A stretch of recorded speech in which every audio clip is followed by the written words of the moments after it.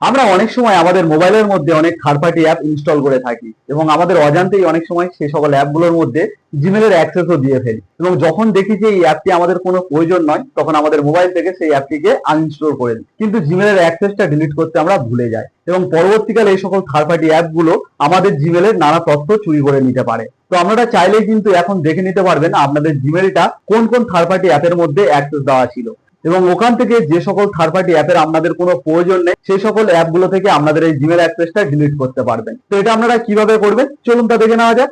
তো এর জন্য কি করবেন, সবার প্রথমে আপনাদের মোবাইলের যে সেটিংসটা রয়েছে সেটিংসটা এখান থেকে ওপেন করে নেবেন। সেটিংসটা ওপেন করার পর একটু স্ক্রল করে পুরো নিচের দিকে চলে আসবেন। পুরো নিচের দিকে চলে আসলে এখানে দেখুন একটি অপশন পেয়ে যাবেন গুগল বলে। তো এই গুগলে আপনাদেরকে একবার ক্লিক করতে হবে। তো এখানে ক্লিক করলাম, এখান থেকে দেখুন অল সার্ভিস বলে একটি অপশন রয়েছে, এখানে ক্লিক করবেন। তো এখানে ক্লিক করার পর এবার এখান থেকে একটু স্ক্রল করে নিচের দিকে আসবেন। তো একটু নিচের দিকে আসলে এখানে একটি দেখুন অপশন চলে এসেছে কানেক্টেড অ্যাপস বলে। তো এখানে আপনাদেরকে একবার ক্লিক করতে হবে। তো এখানে আমি ক্লিক করে দিলাম। তো এখানে ক্লিক করার পর এখানে দেখুন আমার জিরো অ্যাপস দেখাচ্ছে, তার মানে কিন্তু কোনো থার্ড পার্টি অ্যাপের মধ্যে আমার জিমেলটা অ্যাক্সেস দেওয়া নেই। আপনাদের যদি অ্যাক্সেস দেওয়া থাকে তো এখানে সে সকল অ্যাপগুলো আপনাদের দেখিয়ে দেবে।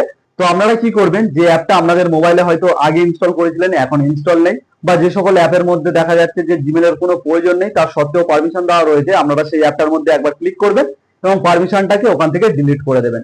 তাহলে আপনাদের কোনো জিমেলের পারমিশন সে সকল অ্যাপের মধ্যে থাকবে না। আপনারাও আপনাদের থার্ড পার্টি অ্যাপগুলো থেকে এইভাবে জিমেলের পারমিশনটাকে ডিলিট করতে পারবেন। তো কেমন লাগলো আজকে আমার ভিডিওটি যদি হেল্পফুল হয় অবশ্যই একটি লাইক করে দেবেন আর এরকম ভিডিও পেতে আমার চ্যানেলটিকে সাবস্ক্রাইব করে রাখবেন।